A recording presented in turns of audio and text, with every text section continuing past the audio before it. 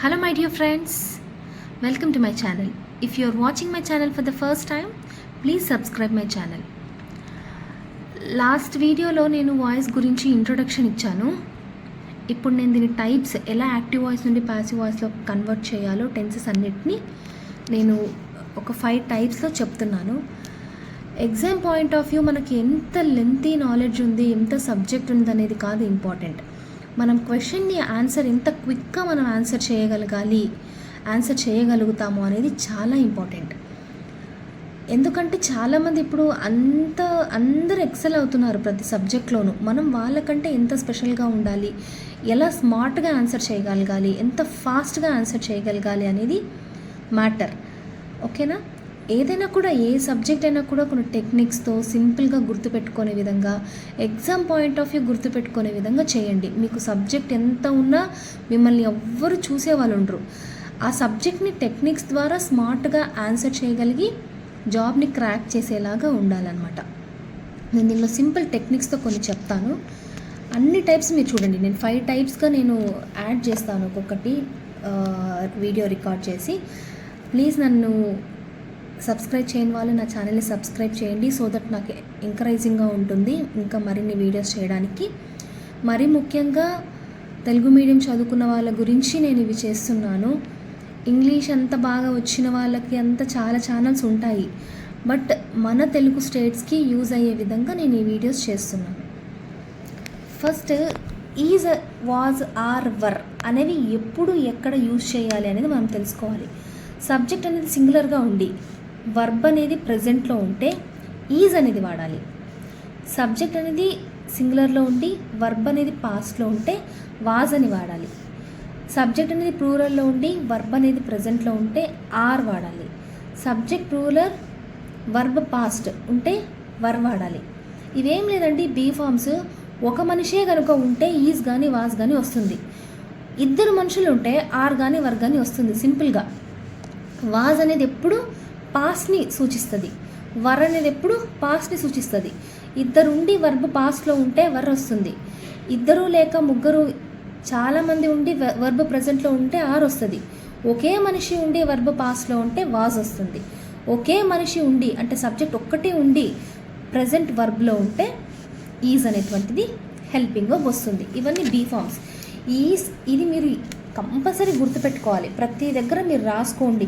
Is అంటే subject singular plus present వస్తుంది. Was అంటే సింగులర్ సబ్జెక్ట్ పాస్ట్ వస్తుంది. ఆర్ అనేది ప్లూరల్ సబ్జెక్ట్ ప్రజెంట్ వస్తుంది.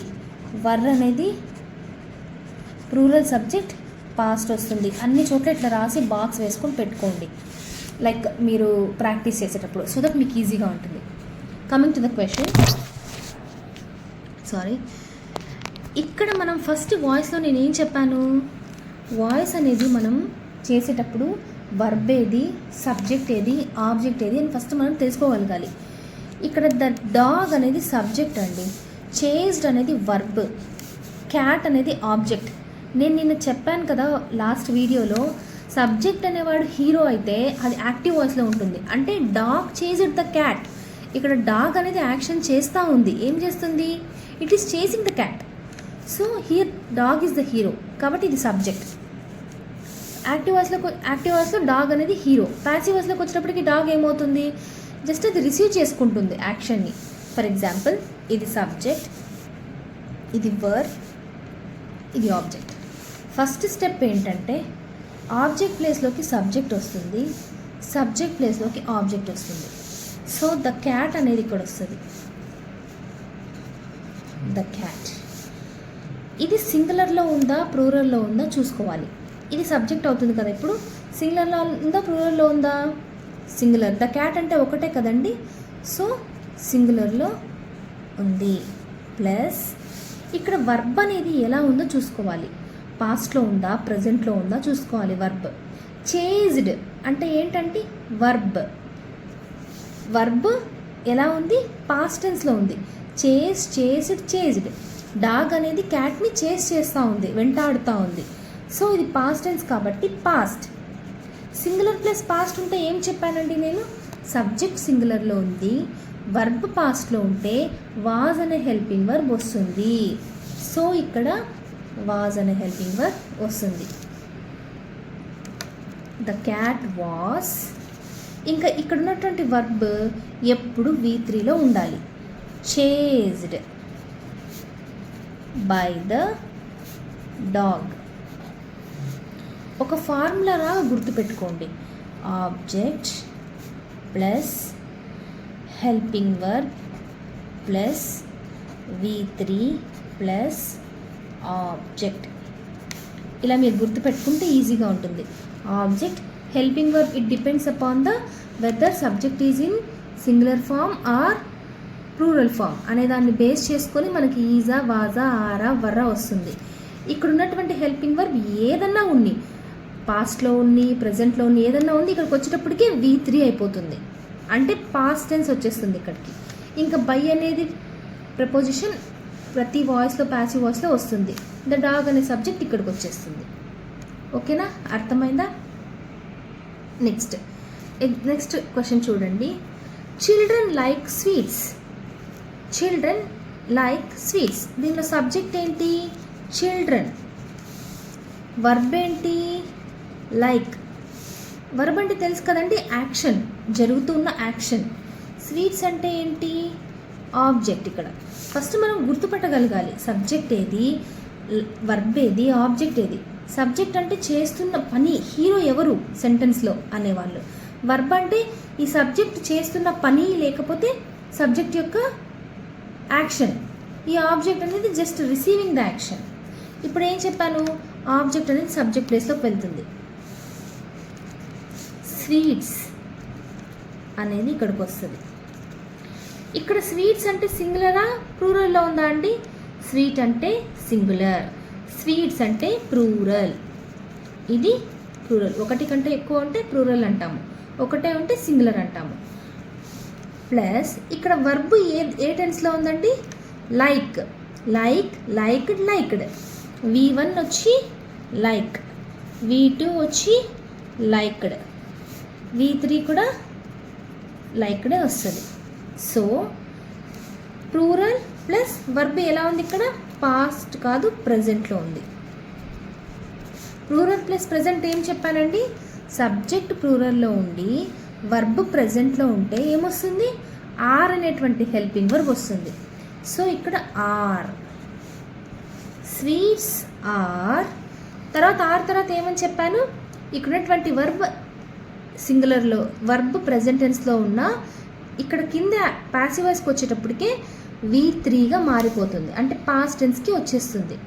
So sweets are liked by అనేటువంటిది యాజ్ ఇట్ ఈస్గా ప్యాసివ్ వాయిస్లో వస్తుంది. లైక్డ్ బై చిల్డ్రన్ అనేది ప్యాసివ్ వాయిస్ అవుతుంది. మీరు exam point of view first active voice, passive voice అని ఇవ్వంగానే ఫస్ట్ మీరు గుర్తుపెట్టుకోవాల్సిన స్టెప్ సబ్జెక్ట్ ఏది, వర్బ్ ఏది, ఆబ్జెక్ట్ ఏది డివైడ్ చేసుకోవాలి.